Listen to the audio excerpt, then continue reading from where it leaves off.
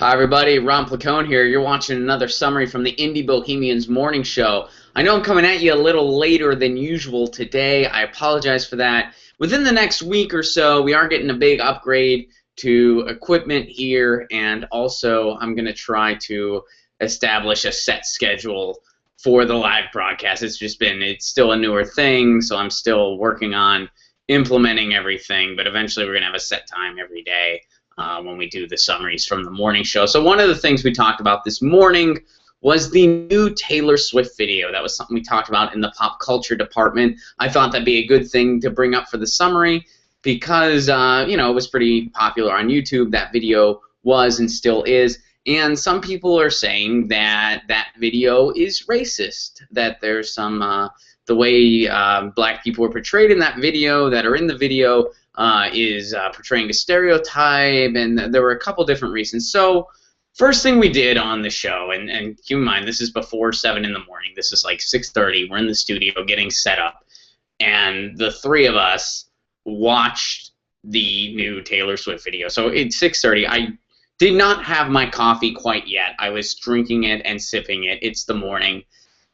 Taylor Swift is not my personal cup of tea. That's just me. No offense if you like her. Not for me. I'm not a big pop music guy, quote unquote, in general. Like mainstream pop music is what I'm speaking of here. So listening to that in the first thing in the morning, pretty much, I was, okay, is it over yet? And where is the racism? The consensus amongst the three of us, we don't know where the apparent racism was. I saw nothing racist about that video. And I watched the whole thing once, and that's all. Once was enough. I don't know what's racist about it. Now, maybe I'm not intellectually deep enough to really analyze a Taylor Swift video here, but I'm going to go ahead and say I'm qualified enough, I think.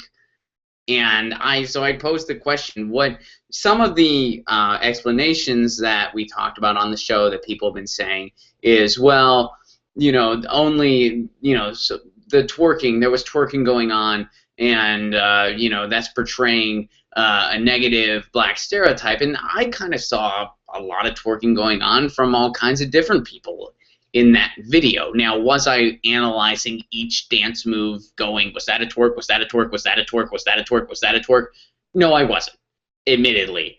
But if you were, maybe you need to have a more productive way to spend your time. So I don't really, there were a lot of different people, diverse people. There were white people, there were black people, and they were doing all kinds of different dance moves, and they were kind of having fun. So I didn't really see that. I didn't watch that and think, oh, that's racist. I did not see that.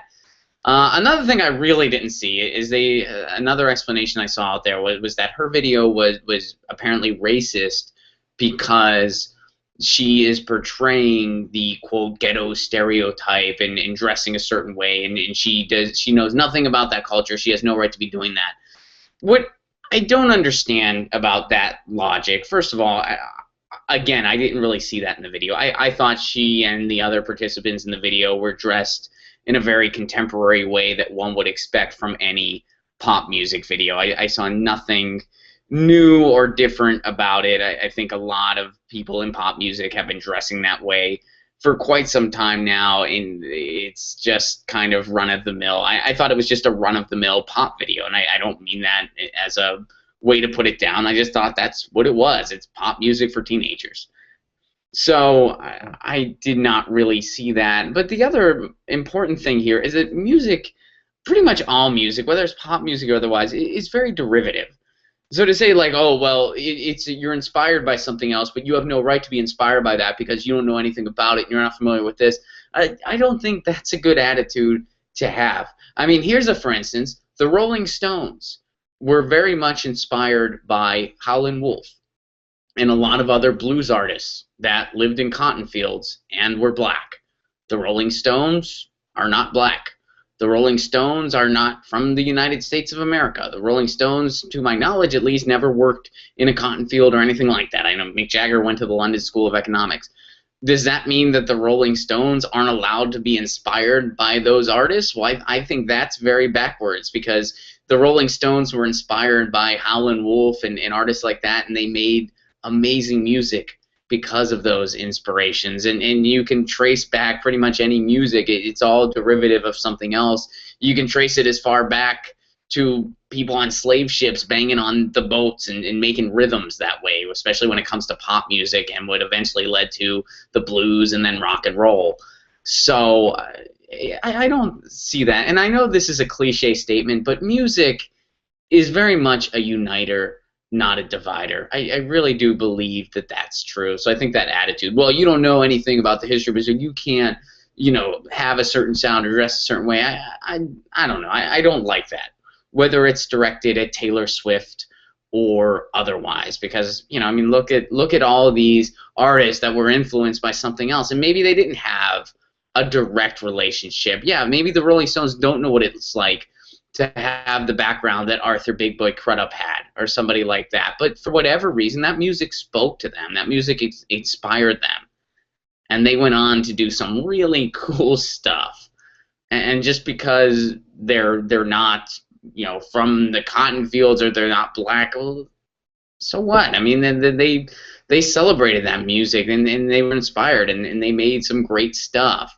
And so I just think that type of attitude is very counterproductive, and very kind of destructive. And like I said, music's a uniter, not a divider. So I think a lot of these people that are really analyzing this Taylor Swift video so heavily and with so much scrutiny, find a better way to direct some of your energy, because there are a lot of real problems going on in this country right now and in this world right now. A lot of them are connected to race and racial inequality and racial tension.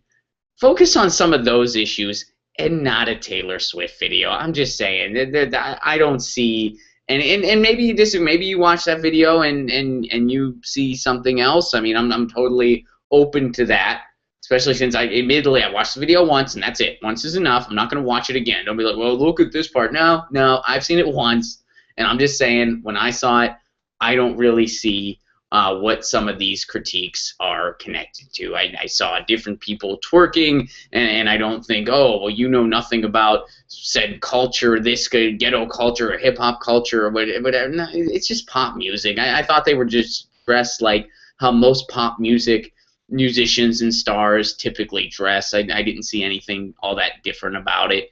So, yeah, we took a look at the Taylor Swift video. There's more important issues going on there, people. So if you see the Taylor Swift video and think, well, this is, invest yourself into a heavier issue, because I don't think there was any ill intention involved with this video. I don't think that anybody involved in the video was like, we're going to make a racist statement. No, I don't think that was where the moral compass was lined up, although I don't know Taylor Swift personally. I really don't think so. So there's other important issues out there that are probably more important than this music video, so check out one of those. This has been a summary from the Indie Bohemians Morning Show, and this is Ron Placone signing out.